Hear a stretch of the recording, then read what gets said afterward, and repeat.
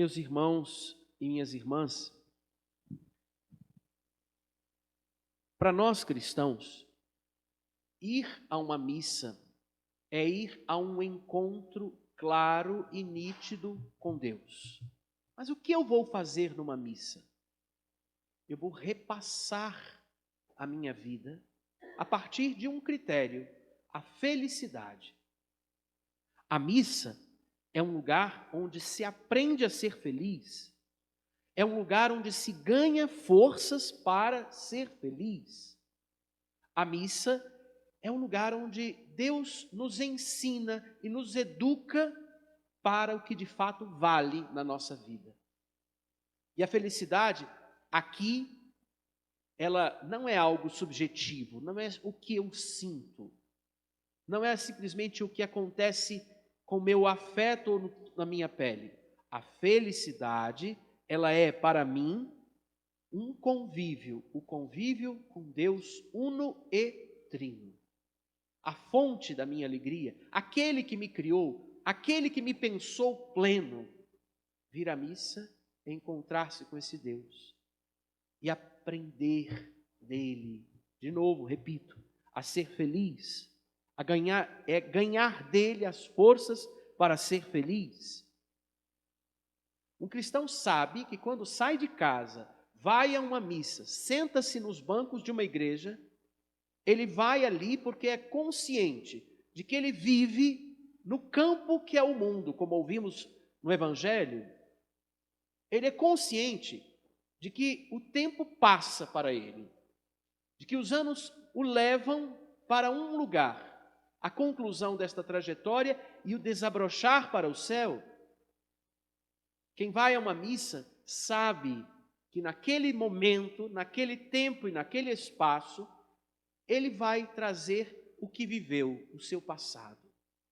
Vai trazer a sua história, as marcas, as coisas que alegram e que entristecem, as coisas que travam e as coisas que me impulsionam. Ele vai trazer tudo isso para este momento presente, onde Deus vai nos ajudar a entender tudo sobre a ótica dele, o amor. Aqui ele nos ensina a ler a nossa vida pelo fio de ouro que é o amor. Depois nós temos a nossa história que segue adiante. Essa história que segue adiante, quem nos ensina e nos organiza e nos dá a baliza é a virtude da esperança, porque ela nos ensina e nos faz ver o céu como nossa felicidade. A felicidade é o conteúdo da virtude da esperança. Eu miro o futuro e penso que o futuro começa neste momento presente se eu entro no céu e permaneço no céu. O céu é um convívio que me chama ao exercício de escolher e permanecer, de estar e de ficar nele. O céu é o lugar onde Deus quer todos os seus filhos, todos os homens e as mulheres da terra. Pois bem, se eu, quando venho à missa, tenho a consciência disso que acabamos de mencionar, eu preciso me perguntar, diante desse amor que eu estou vivendo agora, porque uma missa é um ato de amor, é o Senhor que me alcança com o mistério da sua entrega, da sua paixão, morte e ressurreição, e desse banquete de vida. Se eu venho à missa com essa consciência, e que é a consciência de um cristão, eu preciso me perguntar, diante de Deus, quais são os desafios para eu entrar e permanecer no céu? Quais são os desafios? E aqui eu quero mergulhar nessa conversa com vocês em 3 desafios. O primeiro desafio para entrar e permanecer no céu é olhar para Deus. Parece simples o gesto, mas ele não é só mirar o olho no que acontece ou no altar. não é só perceber a beleza de um sinal ou de um rito, mas é entender que Deus me ama.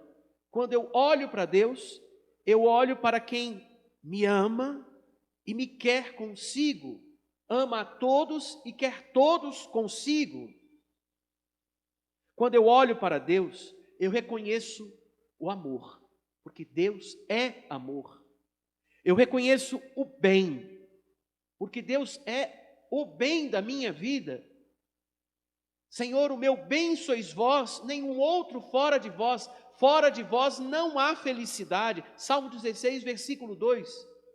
Senhor, tu és o meu único bem, o Senhor é o bem.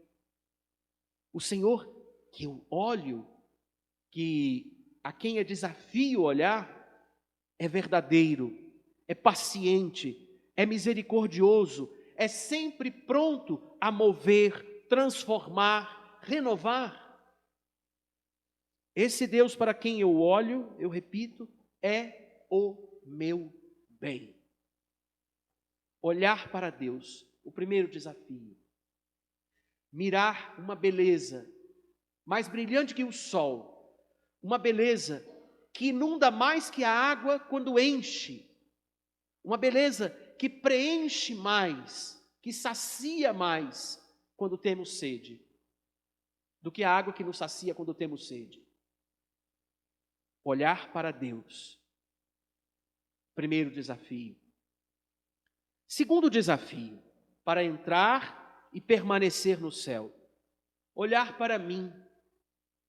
Olhar para mim e reconhecer diante de Deus que, diante desse amor, eu sou amado.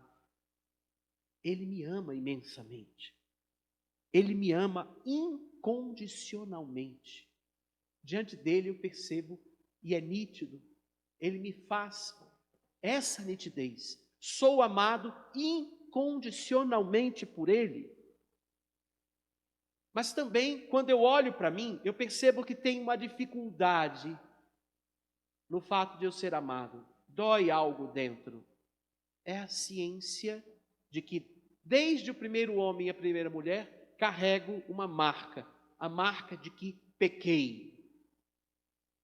Pequei desde o primeiro homem e a primeira mulher, quando caí no conto da serpente. Ou seja, eu acolhi a mentira da felicidade sem Deus. Eu acolhi a mentira e da possibilidade de ser Deus de mim. Eu rejeitei Deus e abracei um outro centro dentro de mim. Eu mesmo. Esse é o conto da serpente. O pecado introduziu em mim, com o conto da serpente, com a rebeldia, com a rejeição de Deus, introduziu o mal. Ora, se Deus é o bem, afastar-se dele é afastar-se do bem. E onde não é o bem, onde não está o bem, está o mal. Por isso, afastar-se de Deus é mal. A distância de Deus é o mal. Rejeitar Deus é abraçar o que é mal. O mal é tudo que me distancia de Deus. E apesar de pecar, olhando para mim, apesar de pecar, Deus mostra o quanto me quer. Porque Ele não muda o seu modo de amar porque eu peco. Ele não se altera. Ele me quer. Ele me ama imensamente. Ele me ama incondicionalmente. Primeiro desafio, olhar para Deus. Segundo desafio, olhar para si.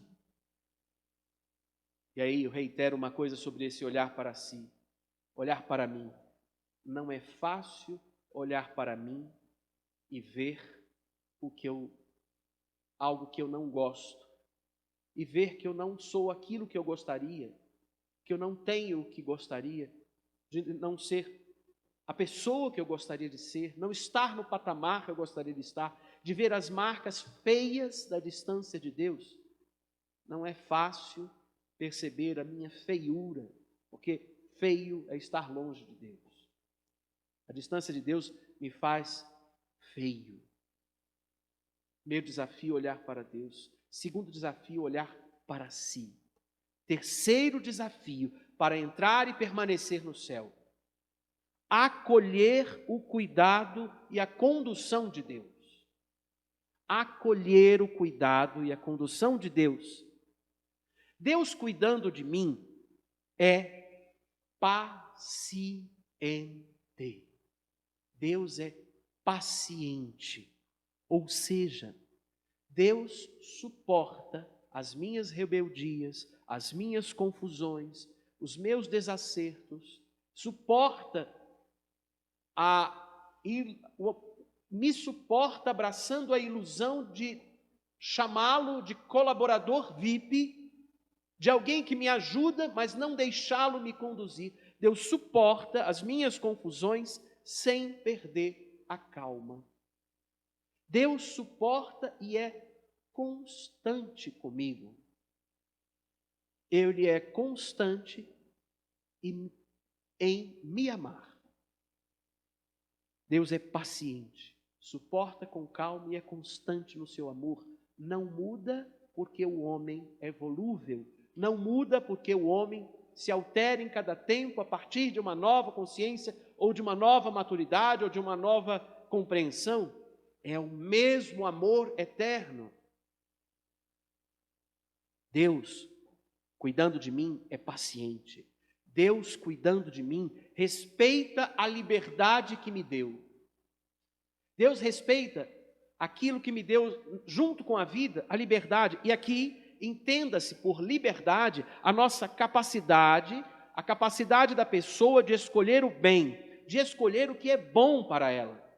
Por isso, uma pessoa, para viver livremente, para viver a liberdade, ela precisa pensar, refletir, compreender o que de fato é bom para si e escolher o que é bom, e não simplesmente o que acha que é bom.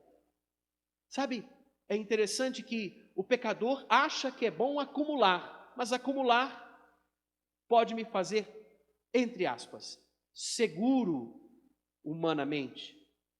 Mas que segurança me dá o que eu acumulo quando eu morro? Acumular parece bom, mas é bom de fato? Quando alguém, por tantas razões, escolhe como fuga beber. Beber é bom para si, mas é bom de fato? A liberdade é esse exercício de reflexão sobre o que é bom para mim, não simplesmente o que eu sinto, mas o que é bom de fato.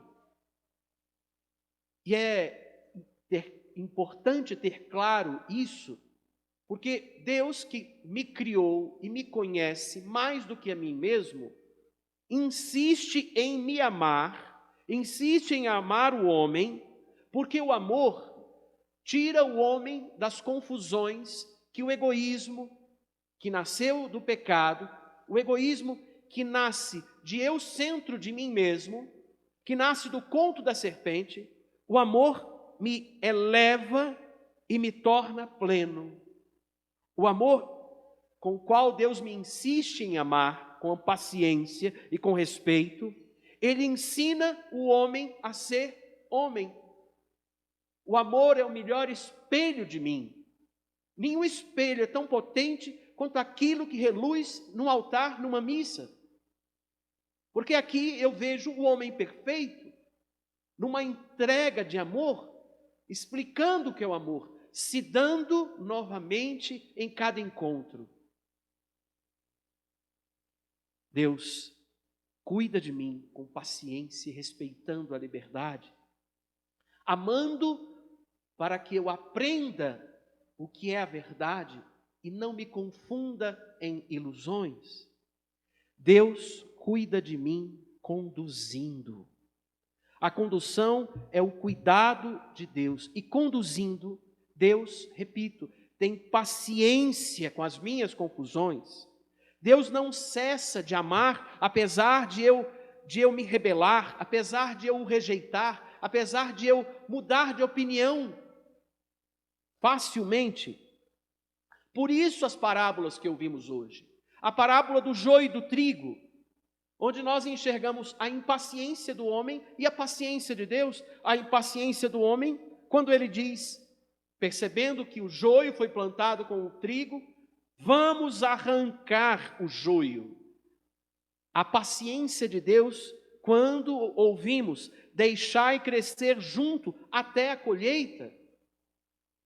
Deus vê que o joio está no meio do trigo e insiste e dá tempo ao homem que muitas vezes nasceu confundido, vai andando confundido, carrega ilusões, aposta suas forças mais intensas e suas densidades nessas ilusões, dá tempo ao homem de perceber o amor e escolher o amor, e escolher Deus.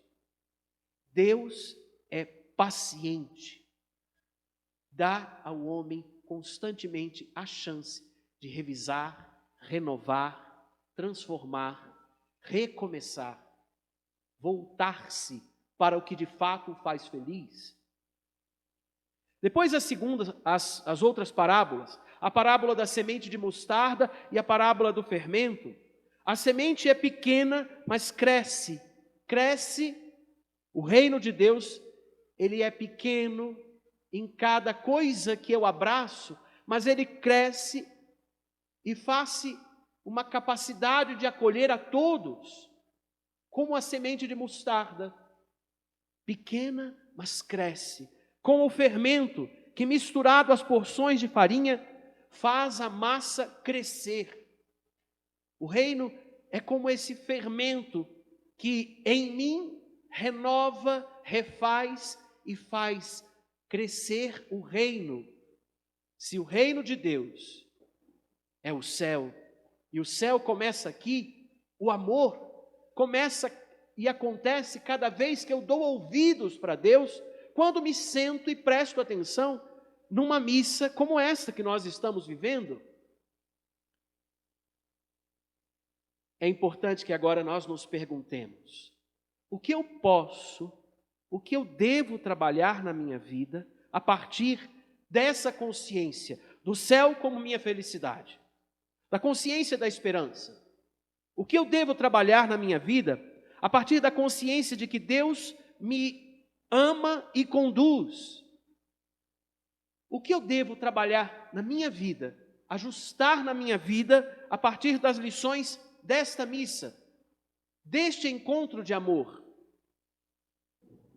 Aqui é importante pensar: o reino não é um condomínio fechado, formado por bons e perfeitos. O reino de Deus não é um lugarzinho reservado para uma seleta junção de pessoas.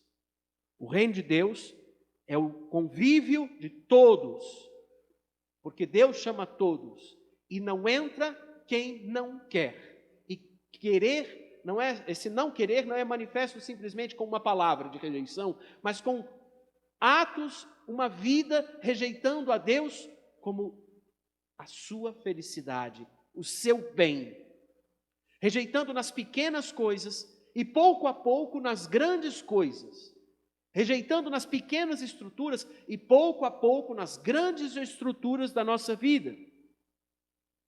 O reino de Deus, como disse, é um convívio de amor. Deus, com o seu amor, vai introduzindo esse convívio e esse convívio num dinamismo novo, sugerindo conversão, sugerindo transformação, sugerindo uma vida nova para nós. Eu, o que sou nessa missa? Eu, o que sou diante desse amor derramado? Eu sou trigo, ou seja, eu sou um instrumento do amor de Deus, um instrumento que amado testemunha o amor, falando e vivendo com coerência? Ou eu sou o joio? Alguém que está distante de Deus, embora esteja sentado no templo de uma igreja. Alguém que vive a vida como quer, independente de tudo, inclusive de Deus e de todos.